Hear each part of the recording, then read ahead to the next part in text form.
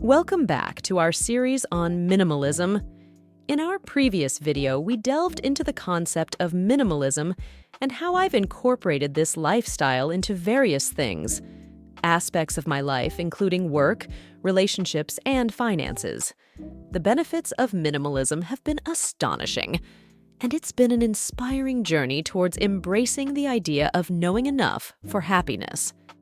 I constantly reflect on how to achieve a more balanced life, drawing inspiration from those who embrace alternative lifestyles, regardless of their extremity or subtlety. This probably explains my attraction to minimalism, a lifestyle that appears to defy our highly materialistic society and questions conventional beliefs about what constitutes a happy and fulfilling life. Observing how different people practice minimalism in their unique ways is both beautiful and motivating. The sheer number of decluttering videos, minimalist home tours, and guides to creating capsule wardrobes I've watched is astounding. Each of these experiences has, in some way, contributed to my growing understanding of minimalism. Regardless of the approach we take, it seems that we're all ultimately seeking the same thing: a simpler, more joyful life. Now is an opportune moment for introspection, and that's precisely what I've been engaged in over the last few months. It's been quite eye-opening, albeit uncomfortable, to confront the sheer volume of items I've amassed over the years. My closet is overflowing with clothes I seldom wear, and my shelves are filled with books that merely gather dust. Reflecting on the time and money invested in these items, which ultimately offer little value, has been sobering. This realization brought me to a crossroads: continue on the same path, spending money without purpose, or make a conscious decision to adopt a different way of life, one less focused on material possessions. Hence, I find myself drawn to the concept of minimalism. It's important to recognize that minimalism isn't a one-size-fits-all solution. It's merely one approach to life. For those who find joy in abundance or variety, maximalism is equally valid. However, if you find yourself resonating with my experience and feel overwhelmed by your possessions, exploring minimalism could be a worthwhile endeavor. For me, simply limiting the number of possessions isn't the essence of my goal. Instead, I aim to fundamentally transform my perspective, requiring a significant shift in mindset. In seeking guidance on this minimalist path, I find profound inspiration in Buddhism. Buddhism shares a strong correlation with the foundational principles of minimalism, and the story of Siddhartha Gautama is particularly enlightening. Siddhartha, a prince, relinquished his kingdom and material wealth to embark on a spiritual quest. His journey led him through various life experiences, teaching him to release worldly desires.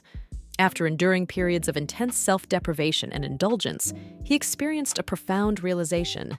Neither extreme brought him closer to enlightenment.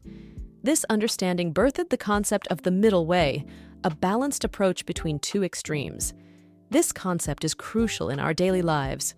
While certain items are essential for survival and enhancing life quality, overemphasis or attachment to material possessions can be detrimental. The middle way, therefore, becomes an instrumental guide in adopting a minimalist lifestyle. It helps us discern the fine line between necessity and excess, encouraging us to focus on what truly adds value and meaning to our lives. This balanced approach is not just about reducing physical clutter, but also about cultivating mental clarity and well-being. Embracing minimalism in a moderate way will manifest differently for each individual. For some, it might mean paring down possessions to the very essentials, while for others, it could simply involve rethinking spending habits. But the key lies in discovering our unique approach to minimalism. This personal version can help us appreciate what we already own, make more mindful decisions about new acquisitions, and generally move forward in life with a clearer focus. A relevant story in Buddhism illustrates the challenges of attachment. It tells of a man who, needing to cross a river, constructs a raft from grass, twigs, and branches. After crossing the river, he grows attached to the raft, and decides to carry it with him, despite it no longer being necessary. This attachment leads to unnecessary pain and suffering. Buddhism offers a pragmatic view on materialism. It acknowledges the necessity of certain items in our daily lives and our societal functioning. The problem arises when attachment to these items grows. Buddhism teaches that nothing is permanent, and attachment often leads to loss and subsequent suffering. This concept is further explored in the Four Noble Truths and the Eightfold Path, which provide a comprehensive guide on relinquishing worldly desires. Although delving into these teachings would be extensive, their relevance to minimalism is clear. They offer a pathway to understanding and managing our attachments and desires, aligning well with the principles of a minimalist lifestyle. I believe it's essential not to get overly caught up in the specific rules, and instead focus on the broader concepts, adapting them to our personal lives. The story of the man and the boat resonates deeply with me as it vividly illustrates how possessions can turn into burdens. It's important to continually ask ourselves whether something, be it an object, a person, an idea, or a habit, adds value to our lives or detracts from it. This introspective questioning is vital in determining what to embrace and what to release in our lives. This philosophy aligns with my belief that real change begins within ourselves. It's a matter of mental discipline. Going through the motions of decluttering or letting go is not enough if we still harbor a longing for these things.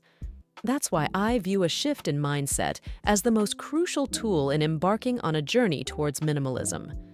My exploration into minimalism is heavily influenced by Buddhist principles, but I recognize that there is no set formula for being a successful minimalist. Each person's journey is unique, and I encourage you to seek your inspiration and enjoy the process of experimenting. Remember, the path to minimalism is as individual as you are, and finding joy in the journey is just as important as the destination. I hope this is helpful. Let me know if you have any other questions. If you've developed a good sense of maturity in your life through different experiences, then let's have a discussion in the comments below. If you enjoyed watching this video, hit the thumbs up button. And if you're watching my videos for the first time, then please subscribe. And as always, follow your heart, my friend, and take action and go live the life you're born to live. Thanks for watching. See you in the next video soon. Take care.